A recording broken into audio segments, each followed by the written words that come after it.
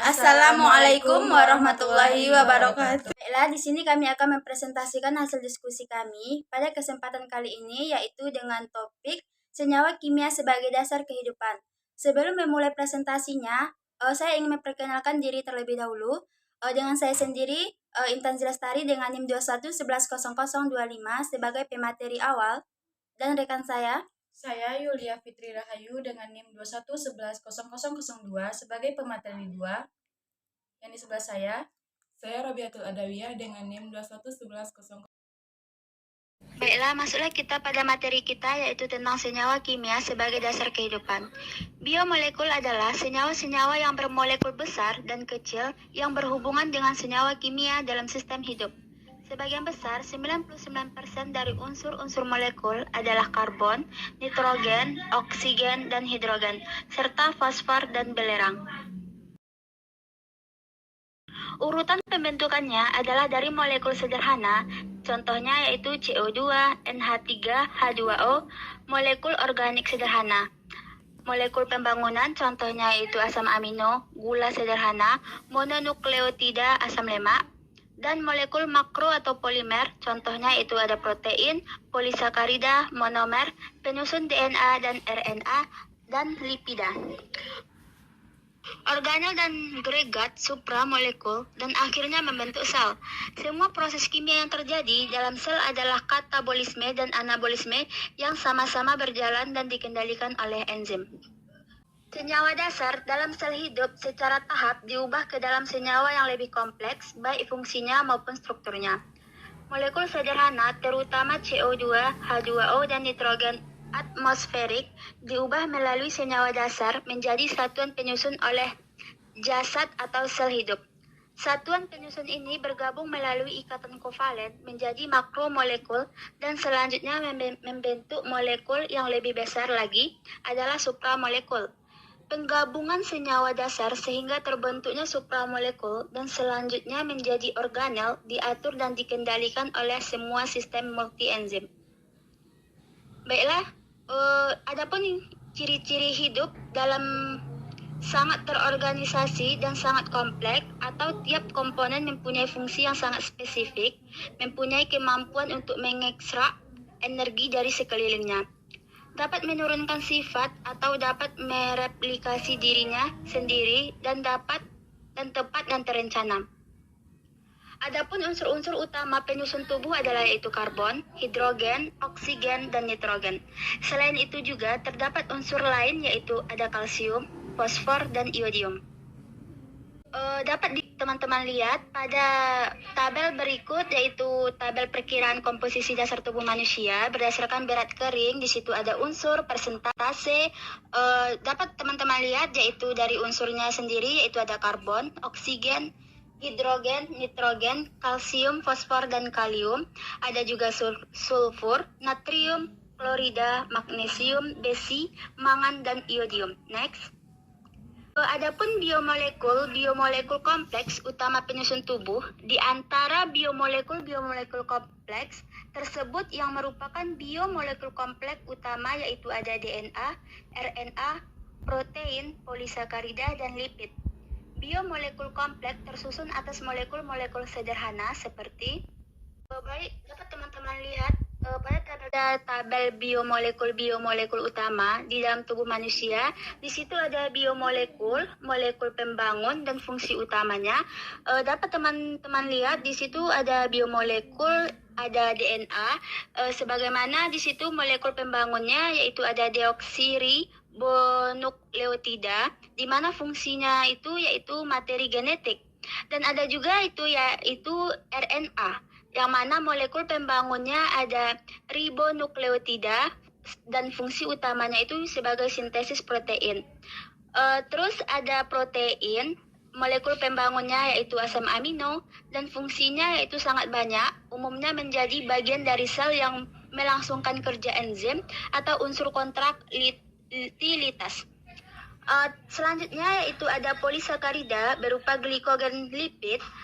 Molekul pembangunnya yaitu asam lemak. Fungsinya yaitu simpanan energi jangka pendek sangat banyak, misalnya simpanan energi jangka panjang, komponen membran sel, dan lain-lain. Baiklah, materi selanjutnya yaitu akan disampaikan oleh teman saya, Yulia Fitri Rahayu. Kepada saudari tersebut dipersilahkan. Baiklah, saya akan melanjutkan materinya. Selanjutnya itu komponen-komponen penyusun tubuh. Yang pertama, air, protein, lemak, mineral, dan karbohidrat. Yang pertama itu ikatan kimia. Molekul di dalam tubuh, baik yang sederhana maupun yang kompleks, dapat terbentuk karena adanya ikatan kimia. Ikatan kimia digolongkan menjadi dua, yaitu ikatan kovalen dan ikatan non-kovalen. Selanjutnya, ikatan non-kovalen terdiri atas ikatan ionik, ikatan hidrogen, dan van der Waals. Yang pertama yaitu ikatan kovalen. Ikatan kovalen adalah ikatan yang terbentuk oleh valensi dari masing atom.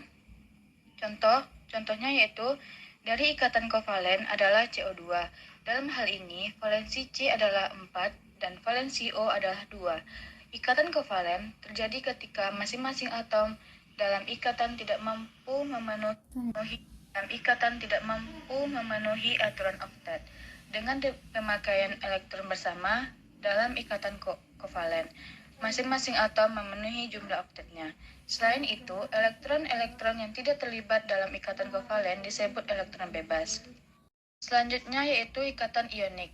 Ikatan ionik adalah ikatan antara dua gugus dengan muatan berlawanan. Contohnya adalah ikatan antara substrat dan enzim. Pembentukan ikatan ionik dilakukan dengan cara transfer elektron. Dalam hal ini, kation terionisasi dan melepaskan sejumlah elektron hingga mencapai jumlah oktet yang disyaratkan dalam aturan Lewis. Proses transfer elektron ini akan menghasilkan suatu ikatan ionik yang mempersatukan ion anion dan kation. Selanjutnya yaitu ikatan hidrogen. Ikatan hidrogen adalah pengikatan satu atom hidrogen oleh dua atom lain yang berbeda. Ikatan hidrogen ini terjadi pada ikatan antara atom H dengan atom N, O, dan F yang memiliki pasangan elektron bebas. Kekuatan ikatan hidrogen ini dipengaruhi oleh beda keelektronegatifan dari atom-atom penyusunnya. Semakin besar perbedaannya, semakin besar pula ikatan hidrogen yang dibentuknya. Yang selanjutnya yaitu ikatan van der Waals.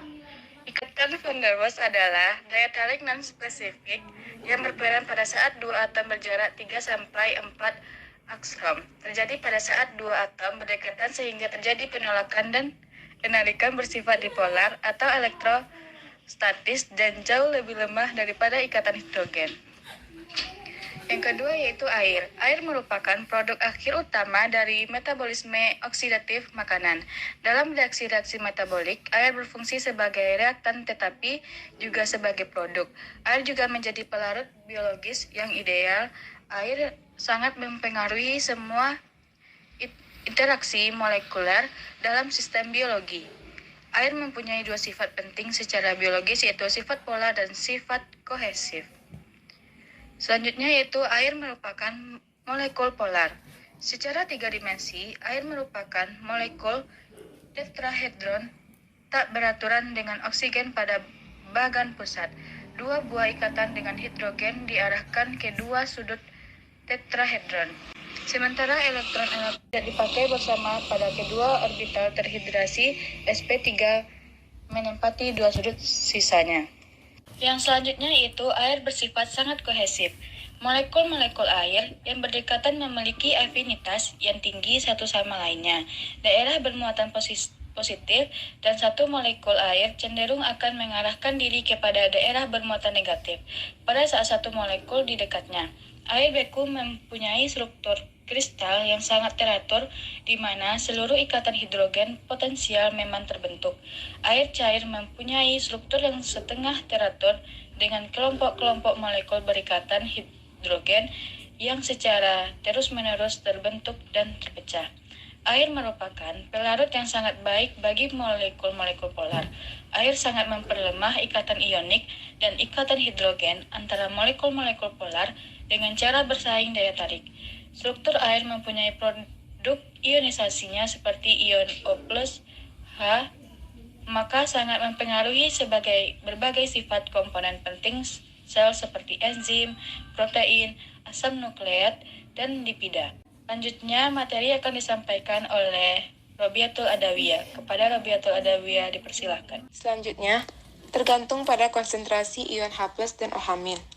Karena itulah, semua aspek dari struktur dan fungsi sel harus beradaptasi dengan sifat-sifat fisika dan kimia air. Dapat disimpulkan bahwa air merupakan komponen sel yang dominan dan berfungsi untuk pelarut sebagai zat organik dan anorganik. Misalnya, berbagai jenis-jenis ion, glukosa, sukrosa, asam amino, serta berbagai jenis vitamin. Yang pertama, sebagai bahan pengsuspensi zat-zat organik dengan molekul besar seperti protein, lemak, dan pati. Dalam hal tersebut, air merupakan medium dispersi dari sistem koloid protoplasma. Yang kedua, air merupakan media transport berbagai zat yang terlarut atau tersuspensi untuk berdifusi atau bergerak dari suatu bagian sel ke bagian sel yang lainnya. Yang ketiga, air merupakan media berbagai proses reaksi-reaksi enzimatis yang berlangsung di dalam sel. Yang keempat, air digunakan untuk mengabsorpsi panas dan mencegah perubahan temperatur drastis atau mendadak di dalam sel. Yang kelima, air sebagai bahan baku untuk reaksi hidrolisis dan sintesis karbohidrat misalnya dalam fotosintesis. Sisi oksigen yang berhadapan dengan dua hidrogen yang relatif kaya akan elektron, sedangkan pada sisi lainnya, inti hidrogen yang relatif tidak ditutupi membentuk daerah dengan muatan positif, sehingga dikatakan bahwa molekul air bersifat dipolar atau dikutub. Karena pemisahan muatan tersebut, maka dua molekul air dapat tertarik satu dengan yang lainnya oleh gaya elektrostatik. Di antara muatan negatif sebagian pada atom oksigen dari suatu molekul air dan muatan positif sebagian pada atom hidrogen dari molekul air yang lainnya. Jenis interaksi elektrostatik ini disebut ikatan hidrogen. Atom hidrogen yang berikatan dengan atom elektronegatif kuat seperti oksigen cenderung membentuk muatan positif kuat sebagian. Akan tetapi, atom hidrogen yang berikatan kovalen dengan atom karbon yang tidak bersifat elektronegatif tidak berpartisipasi dalam pembentukan ikatan hidrogen. Pada S, molekul H2O terikat secara ikatan hidrogen berjumlah 4 molekul. H2O yang lainnya dalam satu deretan 3 dimensi yang teratur sehingga S kurang padat dan memiliki massa yang lebih kecil dari air. Dalam sistem hidup, ikatan hidrogen berperan penting, seperti contohnya pada protein dan asam nukleat. Sifat-sifat air yang tepat bagi sistem hidup adalah: yang pertama, kalor penguapan, contohnya keringat. Yang kedua, kalor jenis, contohnya air sebagai buffer panas yang baik. Yang ketiga, titik didih, contohnya air tetap cair walaupun pada suhu fisiologik. Jumlah gugus polar akan memengaruhi kelarutannya. Contohnya, glukosa yang mengandung 5 gugus hidroksil dan cincin oksigen sangat larut dalam air. Tiap atom oksigen glukosa dapat membentuk ikatan hidrogen dengan air. Penempelan karbohidrat ke sebagian molekul kurang larut, termasuk lipid dan basa-basa nukleotida, menaikkan kelarutannya. Dalam sel hidup, membran air permeabel memisahkan sitosol dari medium luar. Komposisi larutan intrasel cukup berbeda dari larutan ekstrasel.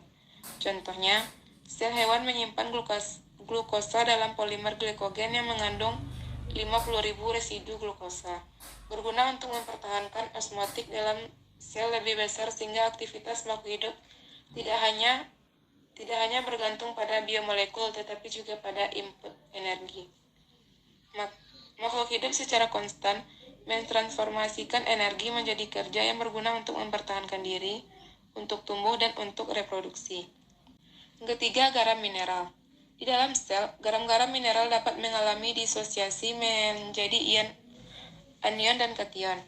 Bentuk-bentuk anion dan kation tersebut dinamakan ion-ion dapat terlarut di dalam cairan sel atau terikat secara khusus pada molekul-molekul lain seperti protein dan lipid.